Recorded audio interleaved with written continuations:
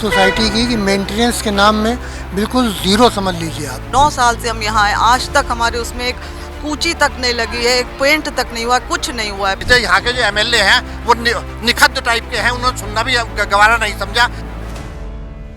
पिछले कुछ दिनों से नोएडा के कई सारी सोसाइटीज़ में ऐसी कई सारी घटनाएं घटी है जहां पर बालकनी से छज्जे का गिरना हो, चाहे वो लैंटर्न का गिरना हो, चाहे वो बालकनी ही टूटकर गिर जाना हो।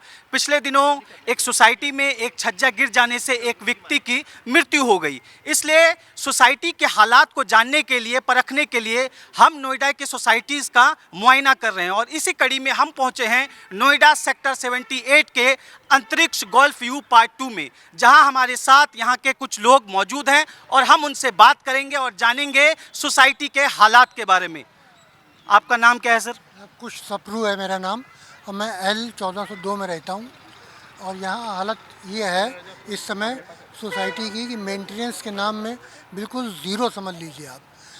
प्लास्टर गिर रहा है, कभी कार पे गिर रहा है, कभी मोटरसाइकिल पे गिर रहा है, कभी बच्चों के कंधे पे गिर रहा है, कहीं कुछ गिर रहा है। मतलब अभी तक मृत्यु नहीं हुई, बस एक ये गनीमत है भगवान की। सप्रू जी, आपने सुना होगा कि पिछले कुछ 4 दिन पहले ही एक सोसाइटी में एक सिटीजन जब निकल रहे थे सोसाइटी के, तो उनके ऊपर एक छज्जा गिर गया जिससे उनकी मृत्यु हो गई।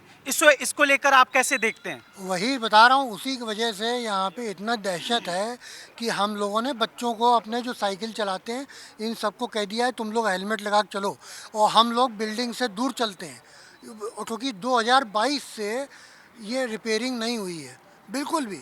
और प्लास्टर गिरे हुए, मतलब उस ज़माने से आप सोच लीजिए 4 साल से ऊपर हो गए और यहाँ एक के बाद एक प्लास्टर गिर रहा है, लेकिन कोई रिपेयरिंग नहीं हो रही।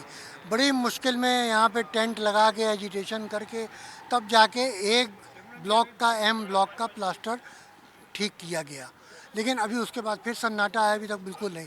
L ब्लॉक का तो पिछले 6 साल से कुछ हुआ ही नहीं है, कोई तो काम नहीं हुआ। आपको ऐसा महसूस होता है कि आप अपने ही घर में एक तरह से कैद हैं या मौत के साए में जी रहे हैं, क्योंकि सोसाइटी में आप रहते हो और लाखों करोड़ों आप अपने फ्लैट पे खर्च करते हो और उसके बाद भी आपको एक डर लगा रहता है कि कभी भी इसका छज्जा हो या कुछ भी हो, वो हम पर टूट कर गिर सकता है। बिल्कुल साहब, यहाँ पे तो छज्जा क्या, लोहे की वो जो है सरिया तक गिरी हुई है और कार में छेद हो गया, वो अंदर चली गई सरिया।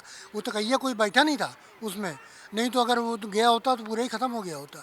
तो यहाँ सिचुएशन इतनी ख़राब है, बिल्डर से रिक्वेस्ट करो तो वो कहता है मेंटेनेंस करेगा, मेंटेनेंस से कहो तो वो कहता है ये तो बिल्डर का काम है। वो इसी में इधर उधर चलता रहता है।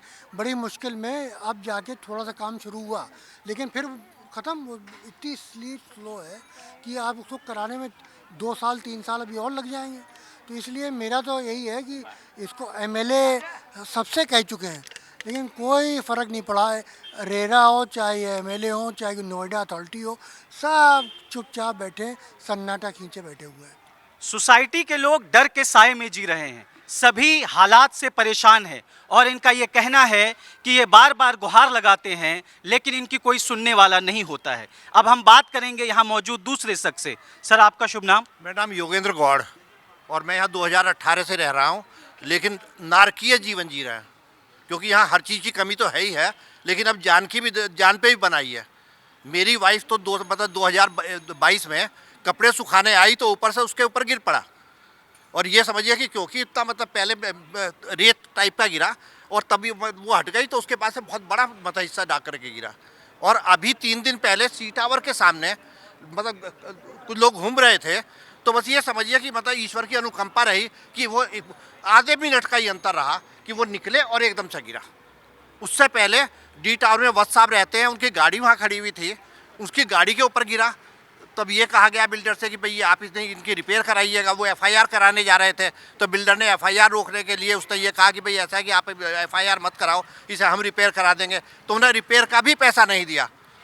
और उसके बाद में ई टावर में भी यही स्थिति हुई, वहाँ एफआईआर हुई, बिल्डर को बुलाया गया, बिल्डर अपने वकील को लेकर के गया और तब जाकर के इन्होंने कहा कि हम तुम्हारे मकान का वो रिपेयर करा देंगे। तो तब सिर्फ वो पर्टिकुलर जहाँ से गिरा था वो सिर्फ रिपेयर हुआ। और जहाँ तक उसकी बात है, ये यहाँ पे एओए बनी नहीं है, क्योंकि ओसी मिला था, ओसी कैंसिल हो गया। ये जिम्मेदारी बिल्डर की है। और जब जनप्रतिनिधि से मिलते हैं तो क्योंकि जनप्रतिनिधियों को चुनाव ही बिल्डर से लड़ाते हैं, इसलिए यहाँ के जो एमएलए हैं वो निखद्द टाइप के हैं, उन्होंने सुनना भी गवारा नहीं समझा। अब 27 में चुनाव आएगा, तब आकर के वो कहेंगे, तो अब किस बलबूते पे वोट मांग लेंगे। तो लोग यहाँ पर परेशान हैं, लोग कह रहे हैं कि कोई उनकी सुनने वाला नहीं है और लोग गुस्से में भी हैं। मैं इनसे एक सवाल पूछना चाहूँगा कि अभी जब हम सोसाइटी में आए, यहाँ पर कई सारे लोग, शाम का वक्त है, कई सारे लोग टहल रहे हैं, हमने उनसे बात करने की कोशिश की, लेकिन कुछ लोग बोलने को तैयार नहीं हैं, डर के साए में जी रहे हैं। अपने फ्लैट्स, लाखों के फ्लैट्स हैं, करोड़ों के फ्लैट्स हैं, लेकिन उसके बावजूद भी बोलने को तैयार नहीं है। लोगों को लेकर क्या कहना चाहेंगे आप? हाँ, ऐसा है कि कुछ लोग ऐसे हैं कि हम भी अखबार में भी, अखबार के प्रतिनिधि यहाँ पे आए थे, उन्होंने फ़ोटो लिए, बच्चों को यहाँ पे साइकिल चलाते हुए हेलमेट पहने हुए देखा। उसके बाद में उन्होंने ये कहा, जब हमने मतलब अखबार के अंदर ये दिया कि यहाँ पे प्लास्टर की ऐसी स्थिति है और यहाँ पे जो है मतलब कभी भी जीवन खतरे में पड़ा हुआ है, तो वो कहते हैं कि इससे सोसाइटी की वैल्यू कम हो जाती है। तो उस पर हमारा कहना यही था कि भाई मकान तो ये लीज पे है, ये कभी नहीं बनेंगे अगर एक बार गिर गया तो, लेकिन तो उनका कहना है कि ज़िंदगी तो सस्ती है, पुनर्जन्म हो जाएगा। इसलिए वो जो है, क्योंकि वो बिल्डर पता ऐसा ना कि क्योंकि भाई मीर जाफर जयचंद यहाँ पर रहे हैं तभी तो जाकर के शासन भी कर लिया ना, तो यहाँ पे भी कुछ मीर जाफर जयचंद होंगे। तो आपका ये कहना है कि लोग जो है, ये लोग ये कह रहे हैं कि हम नहीं बोलेंगे क्योंकि यहाँ की जो प्रॉपर्टी की वैल्यू है वो घट जाएगी। हाँ। लेकिन लोग ये कह रहे हैं कि एक बार मर जाएंगे फिर पुनर्जन्म हो जाएगा। हाँ। ये इस तरह की बात को आप कैसे देखते हो? हम तो ये मानते हैं कि भाई ऐसा है कि जैसे ये तो शुरू से ही होता हुआ आया है कि हर आदमी ये चाहता था कि भगत सिंह पड़ोसी के यहाँ पैदा हो जाए। तो इसलिए जो लोग ऐसे हैं कि जो अपनी जिम्मेदारी समझ रहे हैं, वो इसके खिलाफ अब भी लड़ रहे हैं और आगे भी लड़ते रहेंगे। बिल्डर के पास गुंडे होंगे, गुंडे ले आए, या जो इसकी इच्छा वो ले आए। एमएलए को नहीं आना, मत आए, हमें कोई मतलब नहीं है। अच्छा, जनप्रतिनिधि एमपी को भी नहीं आना, नहीं सुनना, मत सुने। तो ये आपने सुना, ये बात दिल से तब निकलती है जब इंसान परेशान हो जाता है, जब लोग उनकी नहीं सुनते हैं, चाहे वो बिल्डर हो, चाहे वो नेता हो, चाहे वो अथॉरिटीज़ हो। जब इंसान के दिल में पीड़ा इतनी भर जाती है, उसके बाद इस तरह के शब्द निकलते हैं। और आपने सुना कि ये जो है कितनी तकलीफ़ में है। इसी तरह से दूसरे भी लोग हमारे साथ मौजूद हैं, हम उनसे बात करेंगे, हम उनसे पूछेंगे कि वो जो हैं यहाँ की हालात को लेकर, जो बिल्डिंग्स हैं उनको लेकर वो क्या सोचती हैं। मैम, आपका शुभ नाम? सुनीति। मैम, यहाँ जो हालात हैं, जो बिल्डिंग्स की जर्जर स्थिति है, कहीं पर छज्जा गिर रहा है, कहीं बालकनी से सीमेंट झर रहा है, उसको आप कैसे देखती हैं? उसको हम ऐसे देखते हैं कि हमने बड़ी मुश्किलों से अपनी पूंजी जमा करके रिटायरमेंट के बाद एक घर बनाया था, और रियल एस्टेट नाम देख के हमने घर लिया था कि यहाँ हम आराम से अपना बचा हुआ जीवन आराम से बिताएंगे।